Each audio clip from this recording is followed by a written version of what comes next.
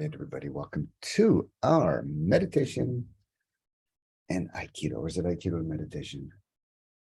Aikido and meditation community call, excuse me. Potato. Aikido and meditation community call. This is the second in a series of 5, I think, calls that we've set up.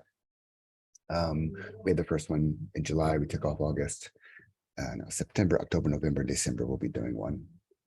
Yeah, and a few more. And these calls have been set up as in a way, a preparation and also a way to let people know that we're going to be holding an Aikido and meditation retreat in January. I think it's January 9th, if I'm not mistaken, the weekend of January 9th. 3 days or a weekend. No, okay, well, we'll get the dates. We'll get the dates correct. I see Marike. 13, 14, 15. Ronnie's right here. So Ronnie and Marike and I have organized this retreat for the Netherlands for January 13, 14 to 15th. We'll say more about that at the end. But right now, the point is that we've set up these calls, a series of calls to look at different aspects of Aikido and meditation. Because if you take a Venn diagram of meditation, you take a Venn diagram of Aikido, there's quite a big overlap. There are many things that are not overlapping. They're very different activities, very different practices, but they are both paths. And not just ordinary paths, they are both higher paths of practice. Higher than what? Higher than our low-level fears of the ego. The normal stuff that we have more or less that keep us contracted and inside of our comfort zone. And anytime you walk a higher path of practice, at least traditionally, that's what they were called, higher path of practice, just means that it's something that's outside of your comfort zone. So if there's a solid methodology, a solid practice, a solid philosophy, relationship that you take on as a practice willfully, intentionally, it will sooner or later lead you to that edge of your comfort zone. And when we're at the edge of the comfort zone and when we're committed to a practice, that's the moment of truth. Okay, do I contract down and go back into my comfort zone? Or do I stay with this discomfort, this kind of developmental tension, this evolutionary tension that doesn't feel so good, but then we start to acclimate and grow and we evolve and we move towards our potential. And it doesn't really matter if it's Aikido or meditation. There's any type of awareness-based practice will do that to you. And it will just become more of who we can be. We will grow towards our potential. So Aikido, of course, is that Aikido. Do means way, but it's not an ordinary way. It's that, as I mentioned before, higher way. The same thing with meditation. Meditation is often called the Visuddhimagga. And that means the path of purification. Because as you activate awareness, mindfulness, sometimes just the witness, be able to differentiate awareness and witness experience. Other times collapsing that duality into oneness. Whatever the case may be, it will lead you through a process of purification. That the sense of self, the boundaries of the self, the boundaries of the ego, these things will be gradually worked through and dissolved in that state of meditation. Okay? When we come out of the state of meditation, boop, the boundaries are up again, but there's just more space. We have more freedom. We have more a deeper capacity to listen to ourselves, deeper capacity to listen to others, deeper capacity to listen to life. I'm speaking about meditation. What a wonderful skill to develop in Aikido too. And in fact, we are developing these skills also in Aikido. In this whole approach that I do with Aikido and meditation, the meditation practice that I work with, the basic meditation practice, there are other practices that I work with in it, but the basic meditation that I work with is mindfulness.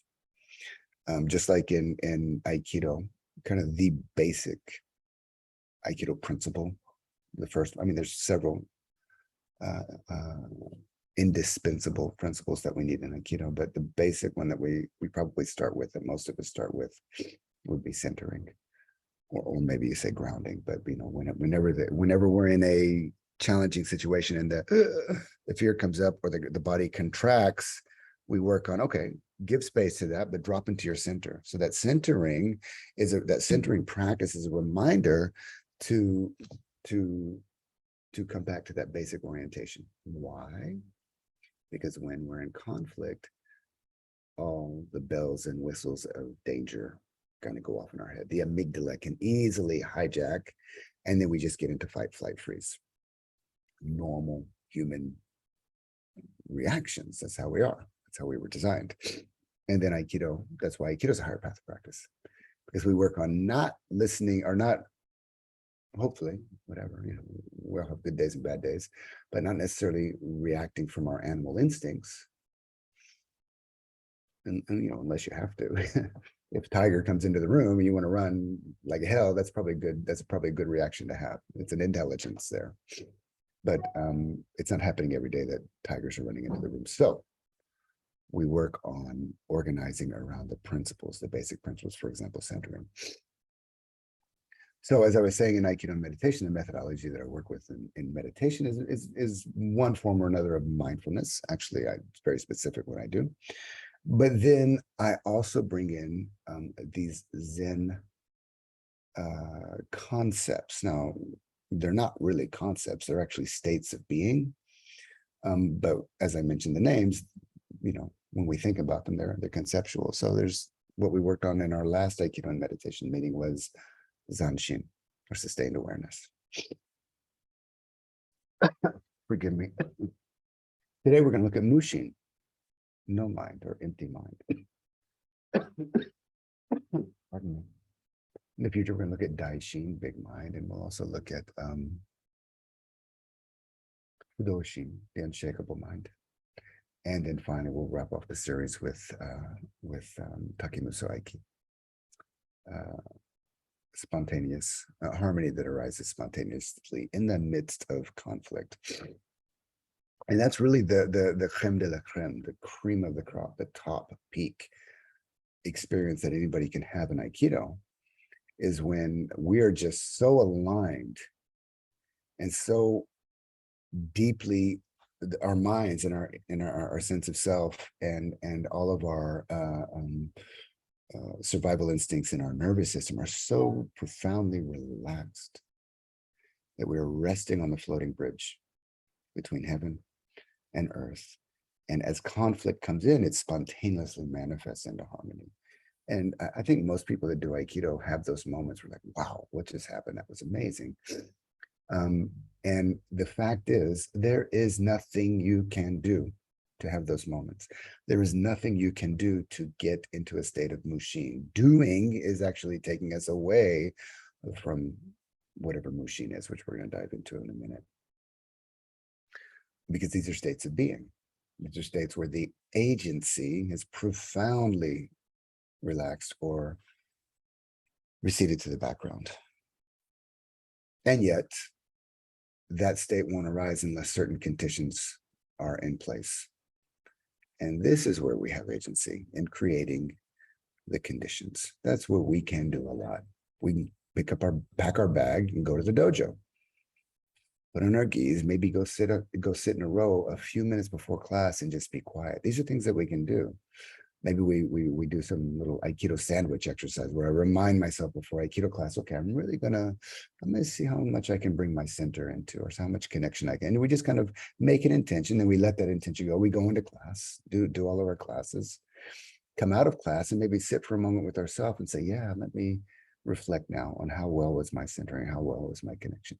These are exercises that we can do. These are wonderful practices. There's so many. Not to mention Ikkyo and Ikkyo Sankyo, not to mention everything that we're doing in Aikido. These are things that we can do to create the conditions for the shift to happen. But the shift to happen really is miraculous. The shift into let's say a non-self state of being or a non-dual state of being, that shift, it happens spontaneously when the conditions are right. So there's going to be some time today to we're going to have a discussion a little bit later. There's going to be time for a question. We'll even do a meditation practice. But before that, let me just go into this whole idea of Mushin. So Mushin, as I said before, it's not a concept, it's a state. But when we talk about it, we have to speak conceptually. So let's just off the bat. Mushin, Japanese words, two characters. First one is mu. Moon means, it's kind of sometimes translated as empty, sometimes translated as nothingness. But it's a one character Japanese calligraphy, kanji, sorry, that is basically means negation. Negation, negation, negation, negation, negation.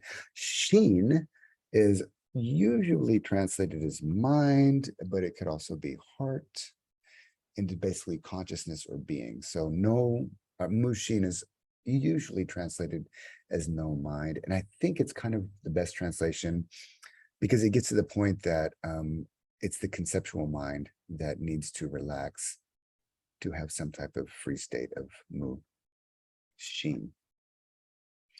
We all see the world through rose-colored glasses, as the old saying goes. Or it could be pink-colored glasses, or it could be, forgive my French, but it could be shit-colored glasses. You know, if you're just kind of in a bad mood, everything you look at is bad because the internal mood is affecting how I see the world. That's because this lens that we see the world through is kind of a conceptual overlay on reality. Everybody's like that. I don't just see the glass of water. All of my history to this glass and the water, and it's cold and I'm sick, and this whole story that's there. I need my water. It's there automatically when I see it. It's at least half of what I'm seeing, but we don't realize it because the lens is so close. That's the conceptual overlay.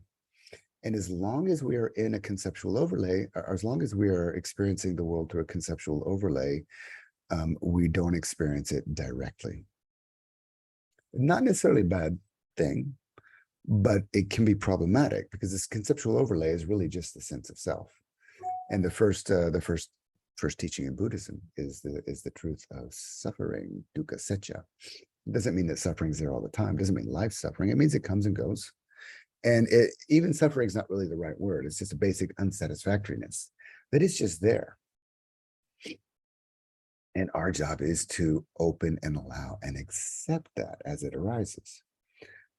But unconsciously, if we're not mindful, if we're not intentional, unconsciously, we really come up with, we end up reacting into several types of, all of our strategies come online on how to work with this, how to, I'm sick, so I got to get medicine, I got to sleep. All this stuff comes online. And it's based on a conceptual view of reality. And as long as we're entrapped inside of a conceptual view of reality, we don't have direct experience. Shift this to Aikido. If I see somebody that reminds me of my mother, for example, I'm never going to be able to practice clean with that person. Or if I see somebody that reminds me that scares me somehow, or see somebody that I feel like, even without thinking, remember, this is largely unconscious, see somebody that I feel threatened. Maybe my macho ego is threatened. So I got to get into a kind of a bullfight with that person, somehow. That's all that stuff's happening from largely unexamined views of reality, the way we see the world. So Mushin is when all the concepts are relaxed. So it's it's a direct experience of non-conceptual reality. It's when you have an impersonal relationship. In Aikido, you have an impersonal relationship to everybody you practice with. I mean, think about, we just had a class here. I just taught a class. There was a test and I'm kind of sick, so I didn't do much. I just kind of showed techniques and went around, said a few things. But imagine the last time you were in Aikido class and you're training with somebody. How many times was there this kind of ego negotiation going on? It's like, oh, I'm afraid that person's going to like, I don't know. I don't know if I can trust that person.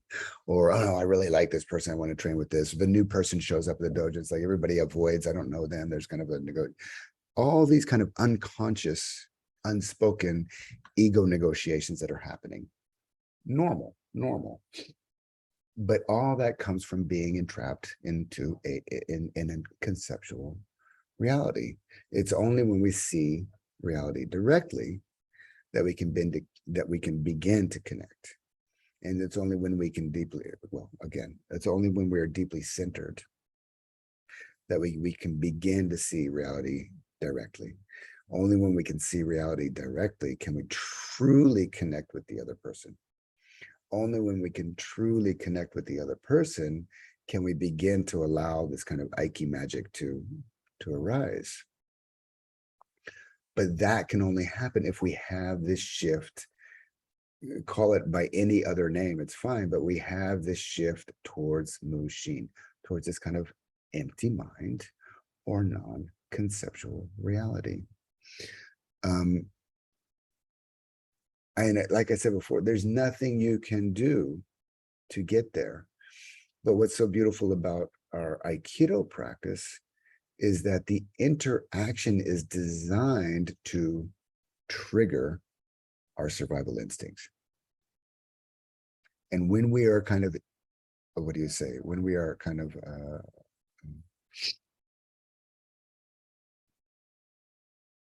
lost in that instinct, there's no more direct experience with your partner.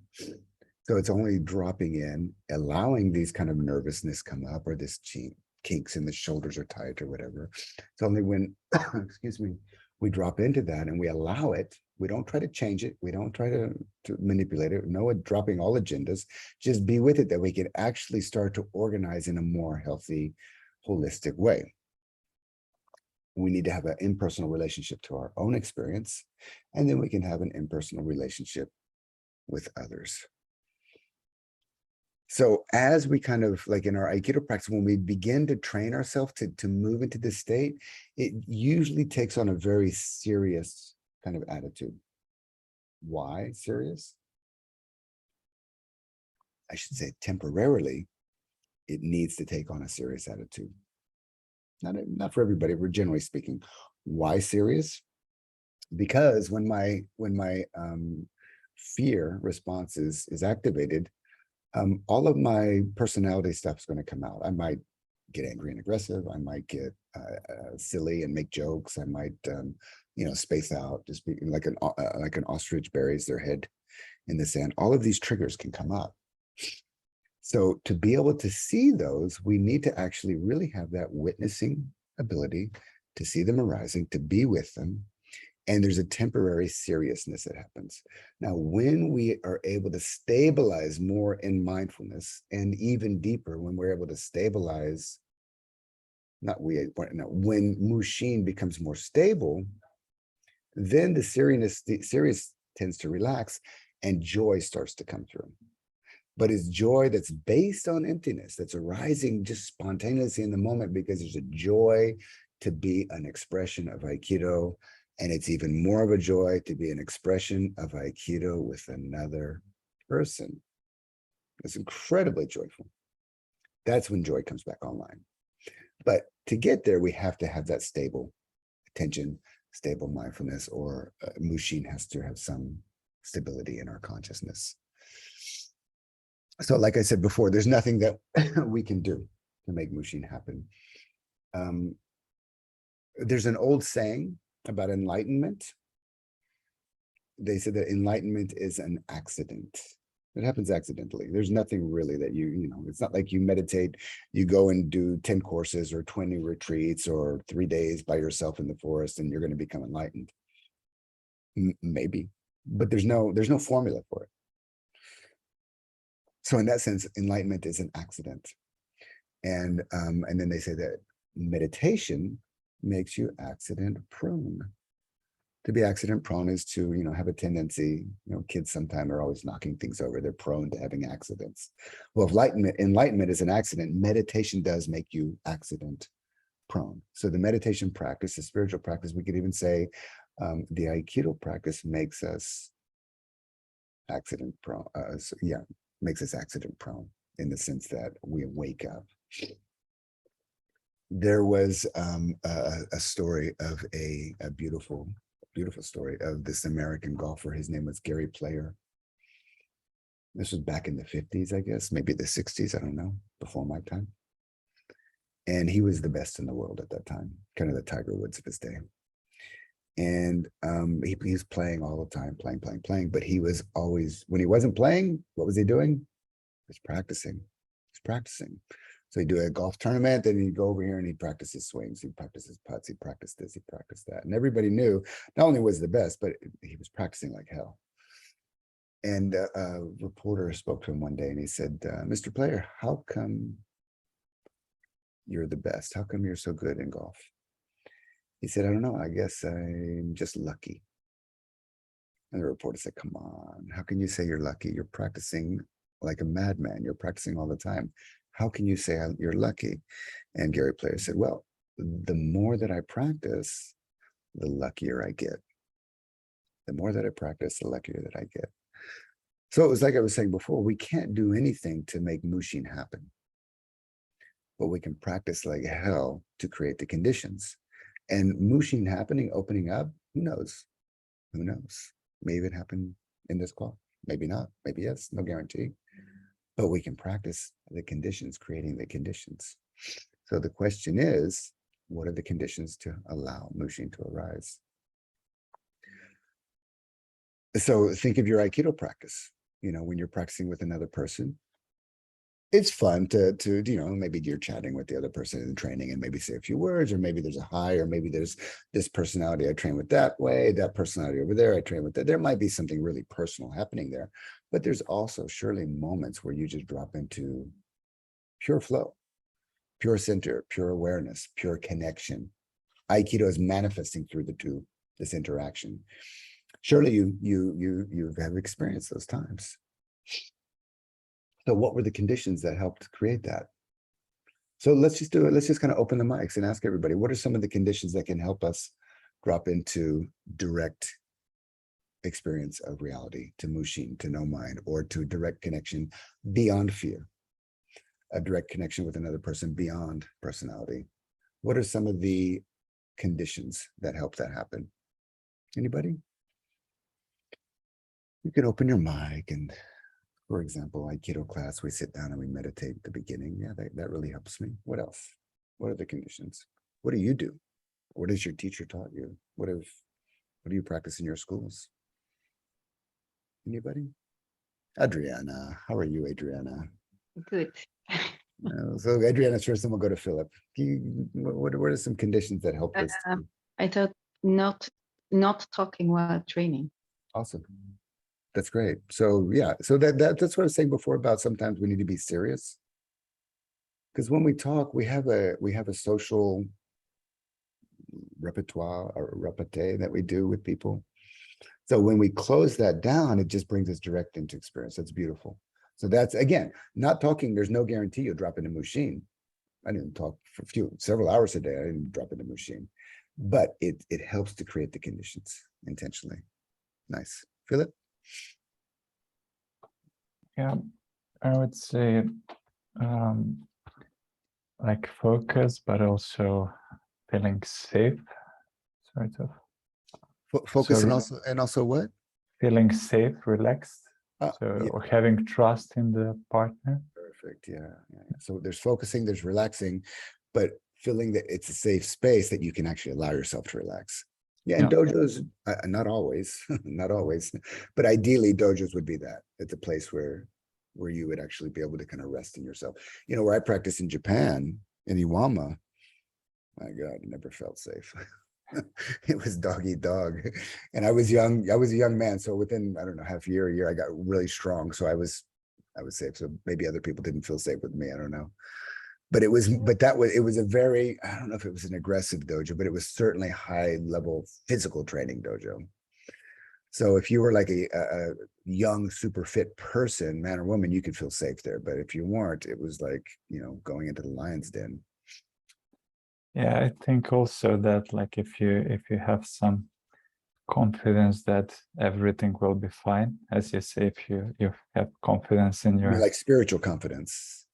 well, yeah, I guess I would, yeah, it would uh, appear to be at the end spiritual, but also it could begin like physically. You have confidence in your ukemi, and then Right. you are more relaxed in you don't react too soon. You know that it will work out fine in the end. Yeah, exactly. Awesome. I love it. Yeah, usually you can always feel when somebody's doing Aikido on you. They're maybe a little bit ahead of where they should be resting in the moment. And you just get up and you feel like, okay, they did that to me. And so, but if you can drop into your center, then things really happen beautifully, naturally. And that's what I was saying before. What's those moments where both people come out of the interaction and feel like, let's do that again. That was a big yes. That's fantastic. So, I mean, actually, you pointed to a lot of things, but one of the other things you're pointing to, or at least in this part, is that the relationship with the other person. So there should be a confidence, trust that it's going to go that way, whether it's super soft or even challenging each other, but still you trust that you can challenge each other. Anybody else? What are some conditions that? Yeah, Bob. Well, what I do is I put my body in a space where it's ready to really listen to the person that I'm working with. Nice. And so when I connect with them, I'm listening to what their body is telling me. And I try to go with that and stay with that energy, whatever it is. Nice. Fantastic. Good. So preparing yourself beforehand that, okay, I'm really going to work on listening. And then as the contact happens, really fine tune the listening. Yes. Great. Anybody else? Again, conditions to help us shift into Mushin. Yes, Jocelyn. Domo domo. Genki desu ka? Genki desu. All right, thank you so much. So for me, what I practice is something like, let's say there is an important meeting coming up, or I am going to be meeting somebody that I know might trigger me. So for me, I'm very conscious of knowing that this might end up taking me out of my machine. So what I would do is very consciously, there are some essential oils that I use. So I will just use them and then actually very conscious, very, very slow, deep breaths. I'll do that. And then I will center myself before I enter that space where I know that I might not be centered. And that itself helps me actually stay centered longer. That's awesome. That's awesome. You know, in my experience of this as well, is that when we are centered, in a way, we're not really armed. So in a way, when we drop into really kind of a peaceful center, awake, connected, engaged, it actually has a tendency, not always, but it has a tendency to disarm the other person as well. They drop out of their whatever, and things tend to go, it still might be difficult. There's always relationships that don't go smooth, but the chances that things will go smoother are much more. Right. And something that you mentioned in the beginning, that when I'm centering, I'm removing that ego piece, which means that I'm actually very conscious that I got this. I remember I did this before. It's okay. It's going to be fine. There is enough time. I don't need to get it done now. I just need to explain if there's needed explanation. It's okay. I got this. So just removing that our ego piece out of that picture kind of doesn't allow the other person to come into the action mode. It just stops that right there, cut. Beautiful, beautiful. Yeah, and even though Mushin comes directly out of Zen, a lot of there's a lot of martial arts in Japan, and there's a long history of martial arts in Japan, and there's a long history of martial arts in Japan, killing arts, because there was 300 years of war at one point. But there's a long history of those arts adopting Zen because it did enhance their fighting skills. So, there's many people there were many samurai that used Zen to go to war, so to speak. Actually, that's a famous book they call Zen at War. For the purpose of that, it's easier to kill and it's easier to die because they take away that ego piece and it's only illusion. And that's fine. Now we are living in different times, thank God. And Aikido was definitely a shift from that to where, it's life affirming, not win-lose. But it's the same thing. We remove that ego piece and we're able to just to kind of meet the person as is. And I think that has a big effect on how others meet us. For Aikido to happen, look, there's no way around it. It takes two to tango. Both people, at some point, both people have to say, okay, I'm going to open up and see what's going to happen here.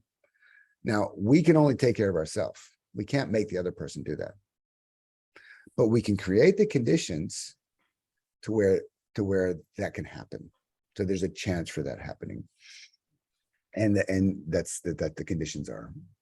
Well, one of the conditions is into this kind of state of Mushin. Any other conditions? So we had some great practices of not speaking in training or trusting and knowing that being confident about the environment and the people you're training with, consciously going into what you know is going to be a challenging conversation or relationship, preparing yourself with some type of awareness practice and then going into that. Anything else that any of you do to help create the conditions for, I could say Mushin, but any type of relaxing of the self? And I know everybody here is doing it one way or another. We're all doing something.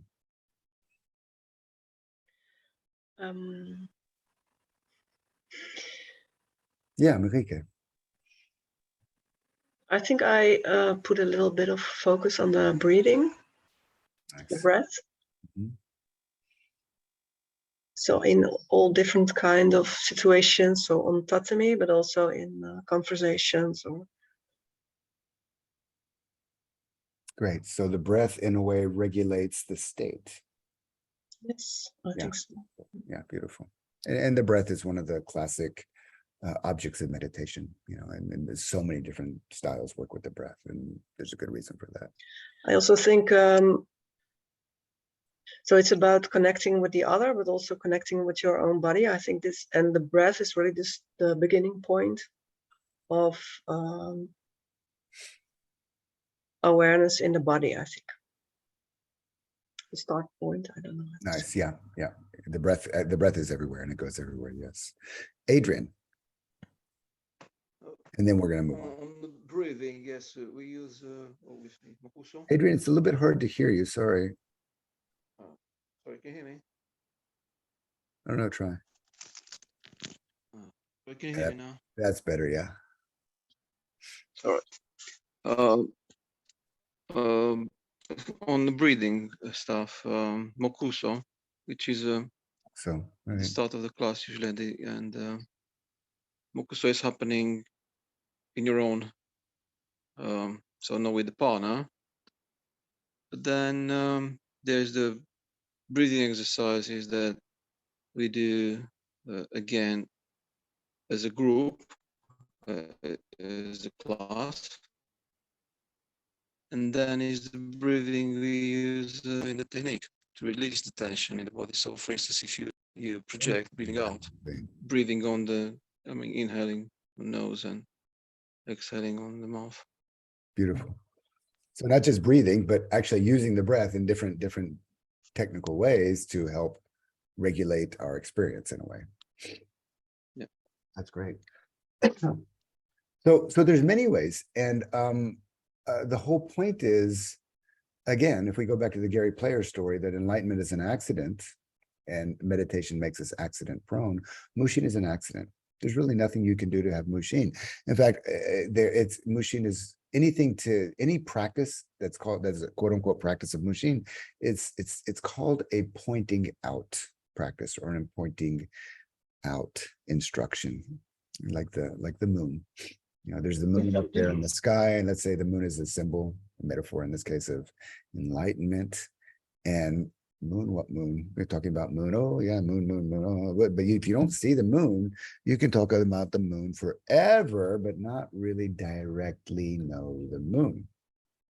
And there's nothing that I can do to directly know the moon, but there's many things that can help me orient, to look, there it is, that's the moon. And then that happens. So these are often called pointing out instructions or pointing out exercises. Everything that you all mentioned before is like a pointing out exercise.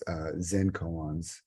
I know Peter is a Zen, Torben is a Zen practitioner. Koan exercises are pointing out instructions, usually spiritual dialogues with some type of teacher is a pointing out instruction. Stories, spiritual stories are pointing out instructions. And to demonstrate that, I'll tell a story about the greatest general in all of China. This is back in the day, long time ago. There was a general in China and he was good. He was like, whatever.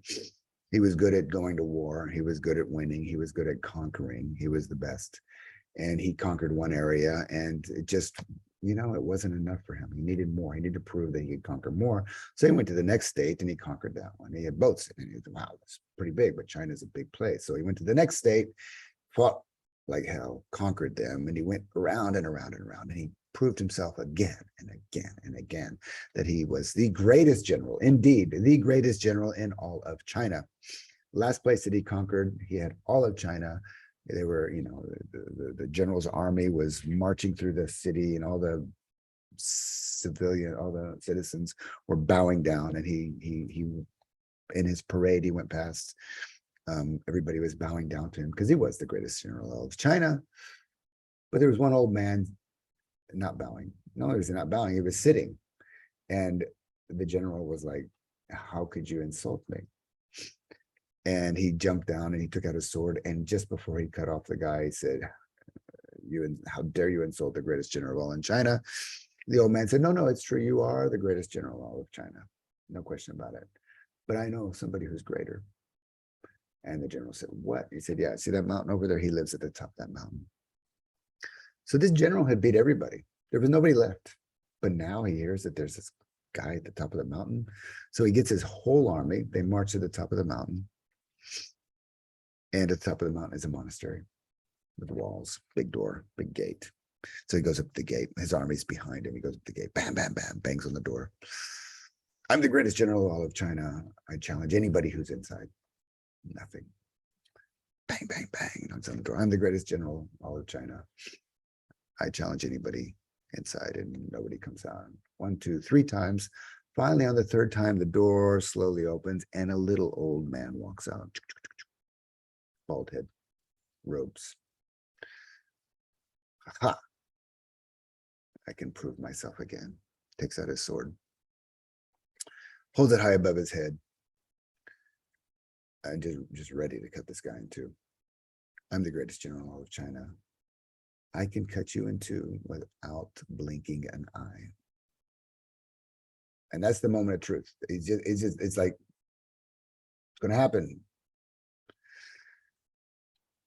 And then he experienced something he never experienced before.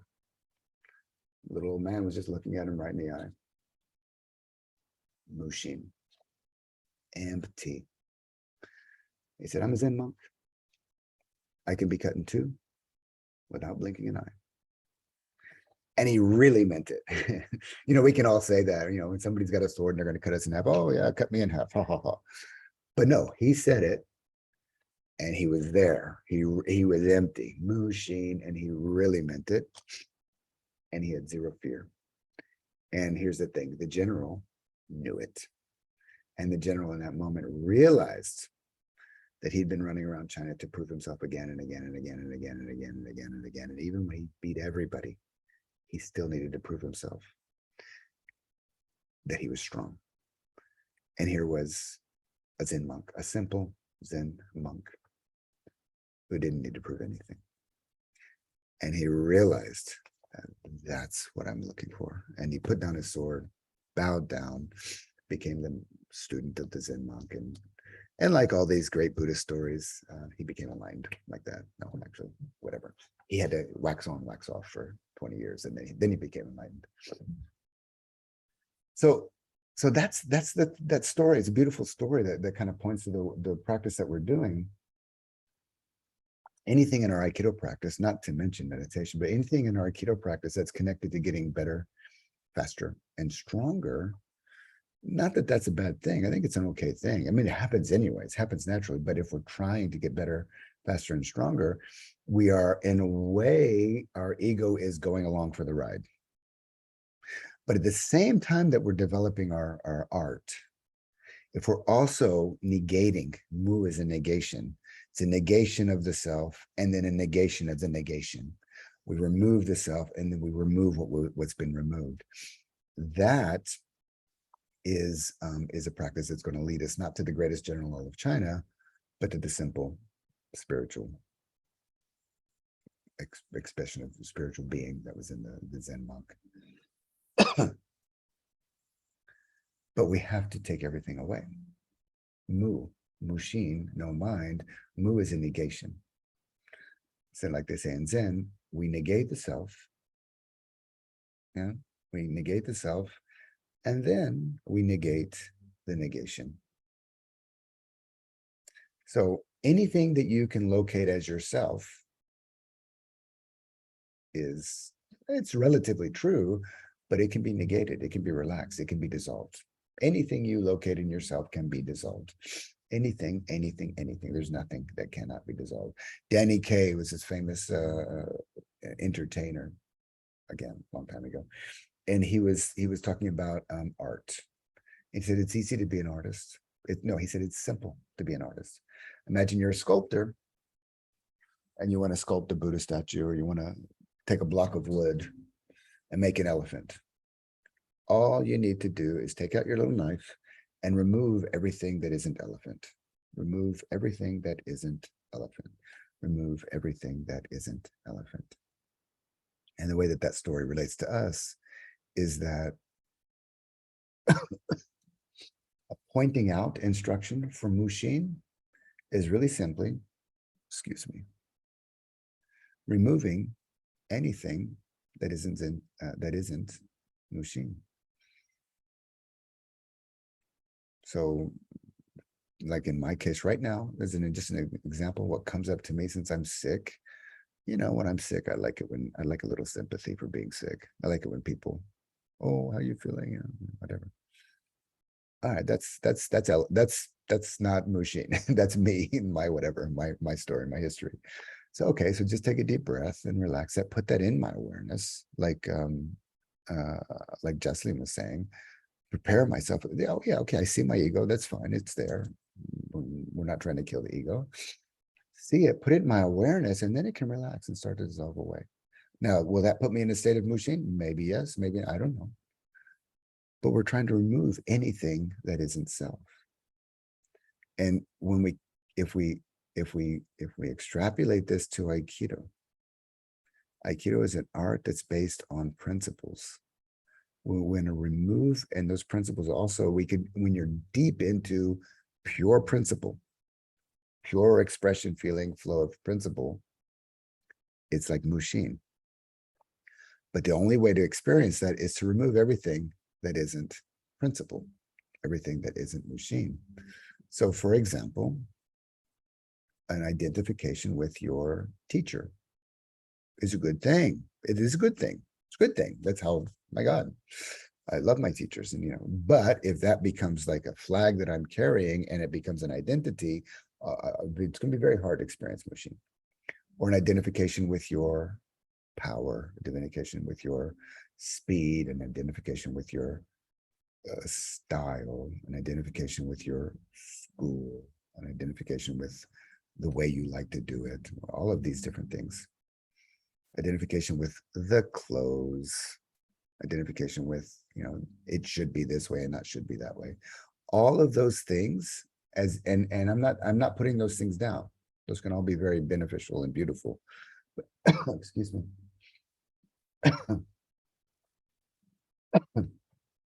But when I'm really holding on to those things, it's going to be hard to experience Mushin.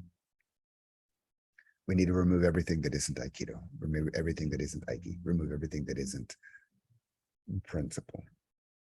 again, Ikkyo, Nikkyo, Sankyo. We kind of need to learn. That's our language. That's how we have these conversations in Aikido. But let's not be too attached to them, and definitely get better, sharpen them up and get better, improve. There's no end to the technical improvement that we have in the art. But if we make that the whole reason of the art, then we're just going to be kind of behind our lenses all the time and not dropping into Mushin.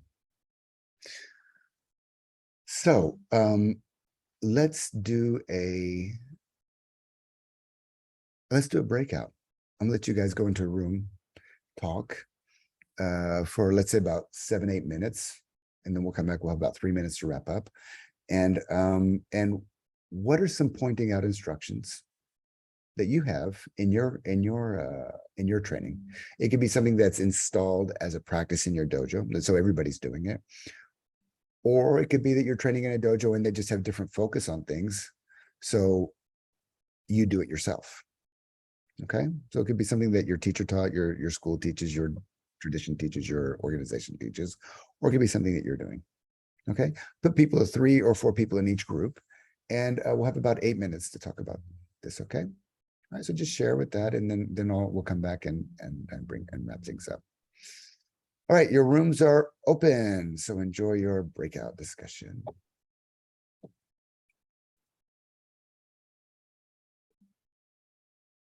All right, everybody, welcome back. I hope, how was the breakout? How was the discussion?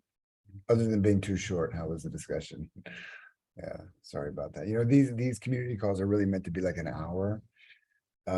So like when I teach my online stuff, it's usually 90 minutes, so we have more time, but these are shorter calls. We're going to finish in about, we're going to officially finish, we'll probably go a couple of minutes over because we have an announcement to make here, but I'll actually stick around because we didn't get, if anybody has any questions, I can stick around for another 15 minutes, as long as I don't pass out from this cold. So if anybody does want to stick around when we officially finish to ask a question, then please feel free. So let me finish off the whole kind of teaching of Mushin with a story, and then we're going to tell you about this retreat, this Aikido meditation retreat that we're offering in January.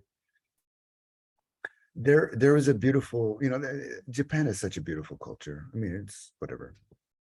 Has nice sides and not so nice sides as well, but there's so many beautiful things about it, especially the Zen. Zen is infused through many aspects of the culture. Not only Zen, but it's there. And haikus and the poetry is one of those beautiful things. And again, back in the days, I don't know, the 1700s or the 1800s, whenever it was, but a long time ago, there's a famous monk named Ryokan. And he wrote a lot of really beautiful Zen haikus. And he was an interesting monk because he did all his monk stuff. You got to study and practice in a monastery with a group. But then he was, in his later years, he lived by himself in a hut in a bamboo forest. Very, very simple. He had very few possessions. He had his robes. He had his bedroll. He had his bowl for begging for food. And he had his writing, I guess what's it called? A writing brush and some ink and paper to write his poems on. And he would go out every day to do his rounds for food. And people would donate to him. And often Ryokan would kind of get lost and playing with kids. He loved kids. He would meet kids and just end up playing, and he'd kind of lose the time, and he would be out, and there's just so many stories about him. He was very, very carefree that way. Even as an old man, he had this beautiful, useful spirit that was an expression of his awakened mind and his awakened heart.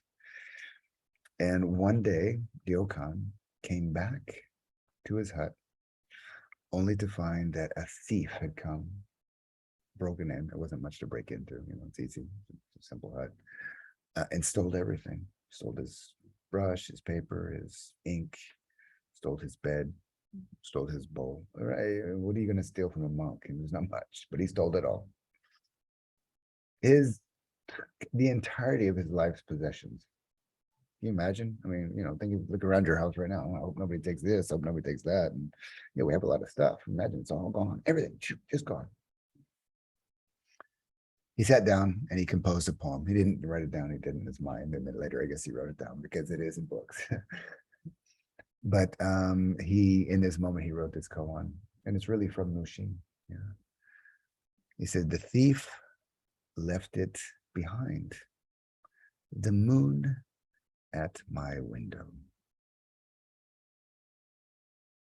That's Mushin. And not only is that Mushin, it's a Mushin relationship to possessions, empty. It's a Mushin relationship to a misfortune, an unfortunate situation. And it was a Mushin relationship to the beauty that was actually in that moment. The thief left it behind. The moon at my window. We can lose our ability to do Aikido, break a leg or lose a leg or something like that. We can lose our teacher. We can lose our schools. We can lose all this stuff that we hold on to in life. Nothing's permanent here. We can lose it. I suppose we could even lose the moon, but metaphorically, take it all away. Thief comes and takes everything in our life. Oh, no, you look out the window. It's there. The thief left it behind. The moon at our window. Mushin. No, nobody. We disconnect from it. It's covered up. It doesn't seem like it's there, but actually, it's nobody can take Mushin. It's always forever. It's already always present. So, thank you all for joining me today. And like I said before, this is these series of calls. If you already registered, you'll get the mails about the next ones. Sorry about my condition. We have another one next month in October, one in November, and one in December. And the theme of each one of these is something that I've been working on, especially in my meditation for Aikidoka course, Aikido in Zanshin, Aikido in Mushin, Aikido in Fudoshin, the unshakable mind, Aikido in Daishin, big mind, big heart, and Takemushu Aiki. And we're going to look at these each one of the in each calls. And in January, I'll be teaching a 3-day Aikido and meditation retreat in the Netherlands. And each day we're going to be looking at these and not just talking about them, maybe practicing and discussing them, but we're talking about them and then doing a discussion about them. We're going to be practicing them. We're going to be putting these very, very sometimes difficult things to come into contact with into our Aikido interaction. There'll be some meditation, there'll be some dialogue, inquiry, and there'll be lots and lots of Aikido practice. So to help there you are. So to help get a little information about the retreat, I'm going to pass it over to Marike, who's together with Ronnie, is helping me over. Hello. Hi, Marike. So together with Ronnie and Miles, we organized this Aikido meditation retreat in the north of the Netherlands, the 13th, 14th, and 15th of January. The setting is gonna be a little bit different than a usual Aikido seminar because we stay all together in one place. It's a beautiful place in the north of the Netherlands in nature. We have a big practice room for Aikido. We have a more beautiful meditation space. We have a kitchen. We have sleeping rooms. There will be a cook who will provide us with some organic and vegetarian food. The setting also will be a little bit different than a normal meditation retreat because of the Aikido practice, of course, and the exercises we do. I think we have 24 hours, the next 24 hours, the super early bird prize is still available. So that's a short time.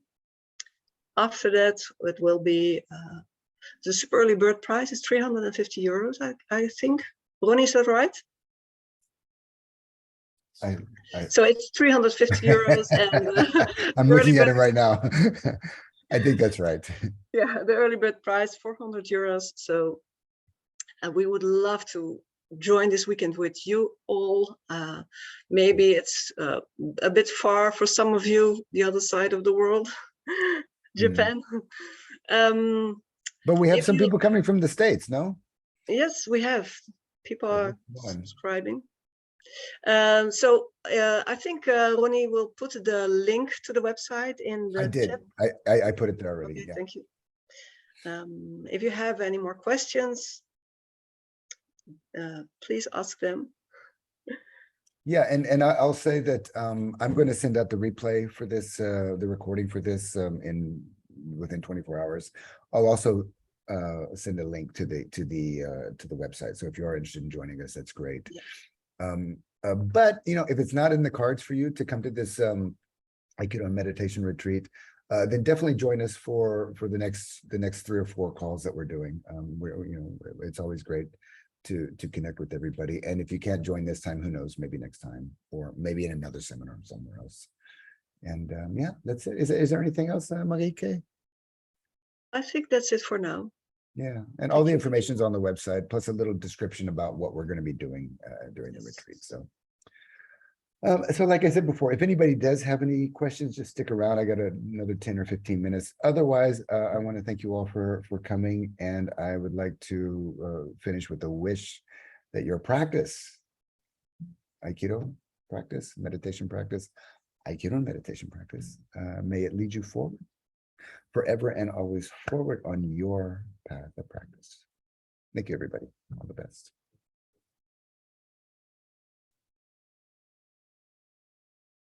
And if anybody wants to stick around, if you have a question, just open your mic and shoot.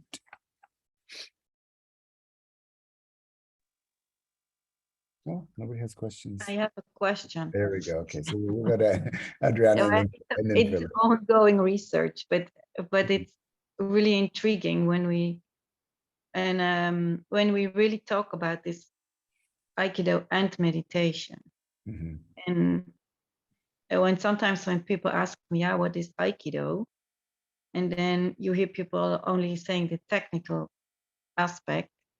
I want to bring in this more meditation. But my question is then, is Aikido meditation, or can be Aikido meditation? And Wow, what a cool question. Yeah, I just realized that in the years it changes, because there were years where I thought, of course, it is meditation. Mm-hmm. But on the other hand, now when we talk, I think these are practices. There are different practices. Well, there you go. And the practices are actually methodologies that will lead us to different experiences. So let me put it this way. Do you think that all meditators are masters at conflict resolution? No. No, we could say the same for Aikido. They're not all masters of conflict resolution, but at least that's what we're practicing. And also, do you think that all Aikidoka, because I agree with you, it is a moving meditation, can be. For some people, that's not their interest at all, and that's fine. But even people that are doing Aikido as a moving meditation, do you think that they're awakened, like whatever that means? No, not necessarily.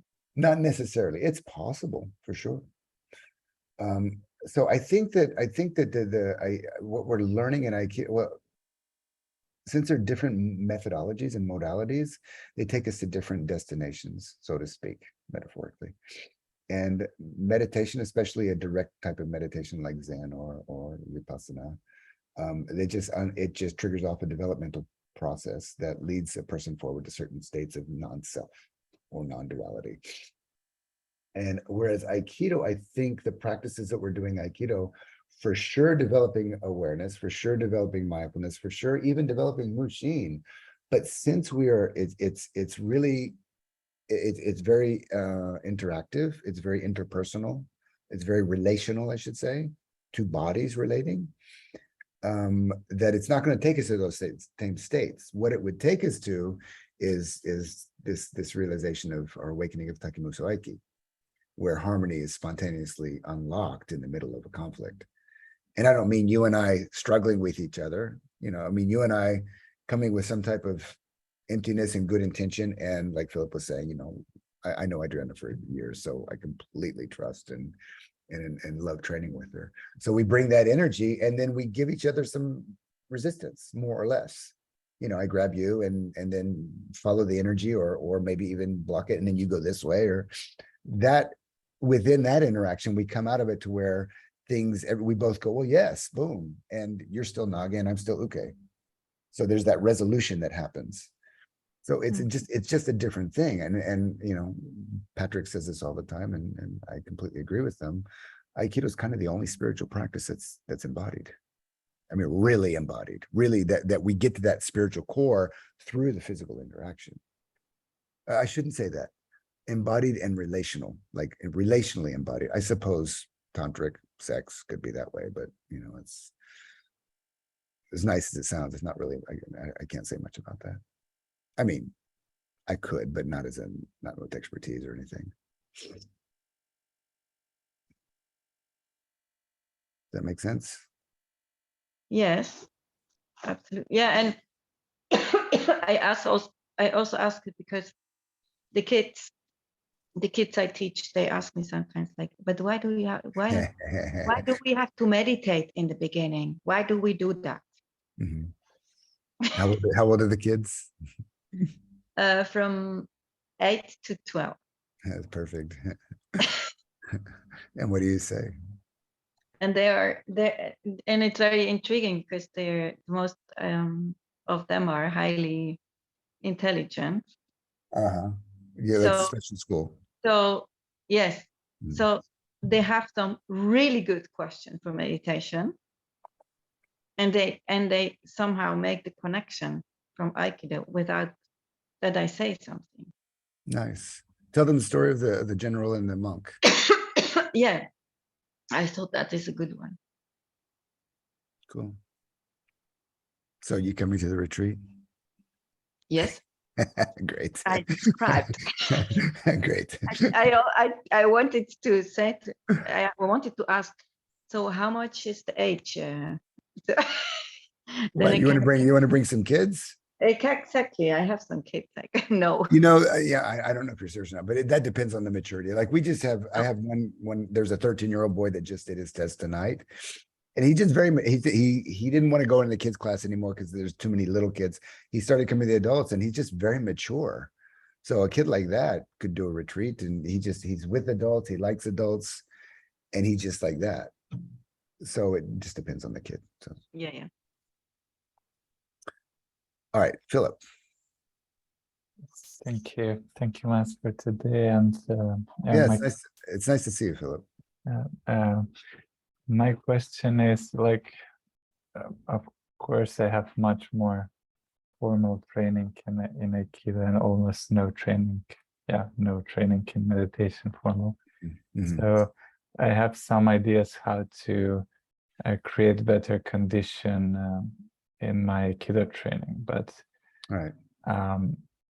the question to you is, how can I create better condition in sort of the outside of the mats? Take it off the mats. Yeah, that's the question. The meditation kind of, because as you said, it also feels like a limitation to have really complex conditions to have a certain state happen, and then if you get injured, can't exercise, or you don't have your favorite partner to train with. Right. So many things, and it's becoming a frustration, suffering, and from that perspective, I start to realize the value of kind of meditation and the spiritual practice. Right. So how would one? I guess it's the long answer is you take on the full path of higher practice, like the full curriculum of let's say I don't know, your Vipassana or something that is well, I mean, some people do, but I you know, that I would never say that people have to do that, but you know, if somebody's called to that, they're going to do that.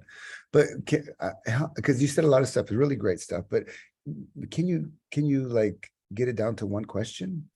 Yeah, what's is there a simple practice to kind of do, what would you say is the most beneficial and simple practice to do?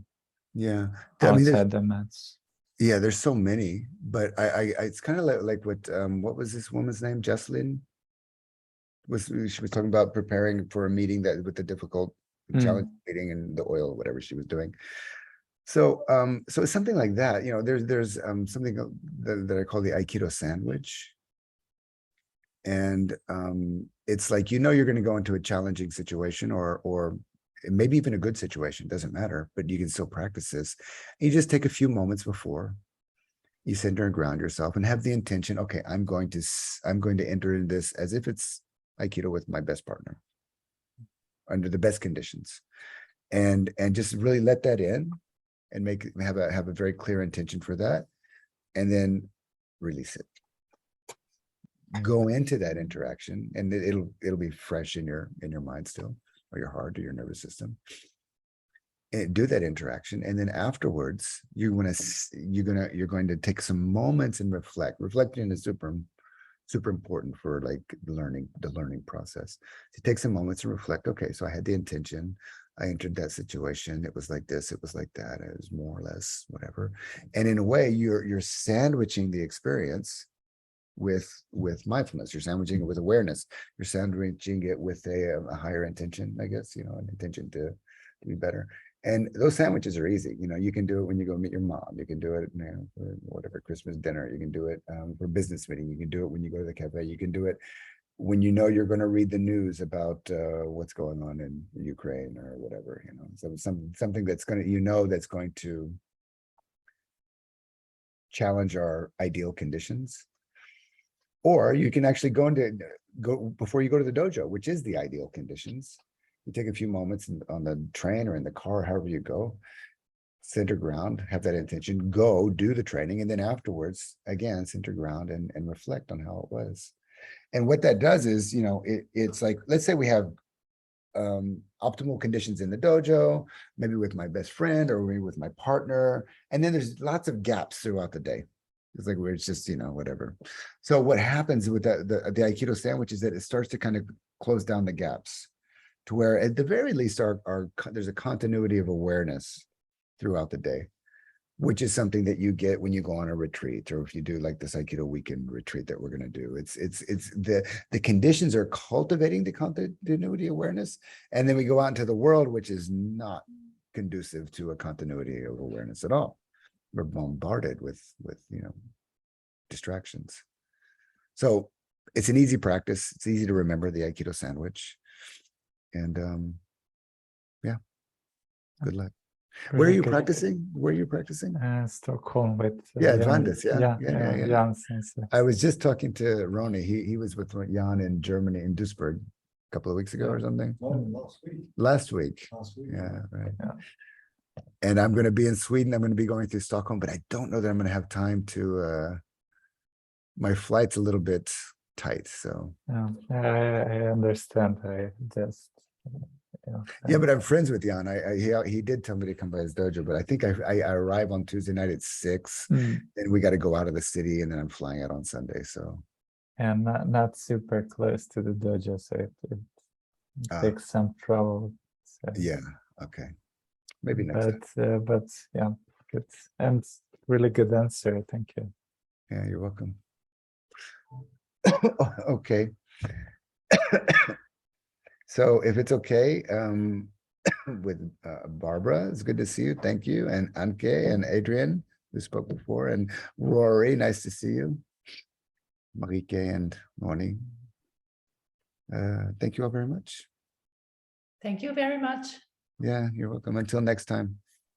See you. Thank you. See you. All the best. Bye-bye. Thank you, Sensei. Bye. Thank you. Bye.